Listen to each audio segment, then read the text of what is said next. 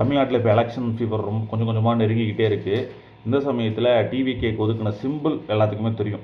Already இதை பற்றி ஒரு வீடியோவை நம்ம பார்த்துருக்கோம். ஸோ என்னென்னா விசில்.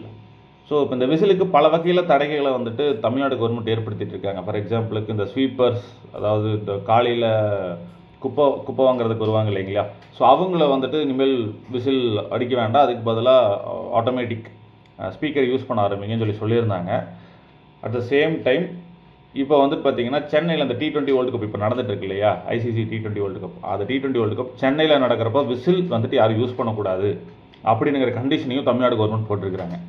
ஸோ போகிற போக்கு பார்த்தா பஸ்ஸில் இருக்கிற கண்டக்டர் விசில் யூஸ் பண்ணக்கூடாதுங்கிற கண்டிஷன் வந்தாலும் வர்றதுக்கு ஆச்சரியப்படுறதுக்கு இல்லை. ஆல்ரெடி பல பஸ்ஸில் வந்துட்டு கண்டக்டர்ஸ் வந்துட்டு விசில் யூஸ் பண்ணுறது கிடையாது. ஏன்னா அதோட தேவையை ரொம்ப குறைஞ்சி போச்சுங்கிறதா உண்மை. ஏன்னா பஸ்லேயே ஸ்பீக்கரில் வைக்க ஆரம்பிச்சிட்டாங்க.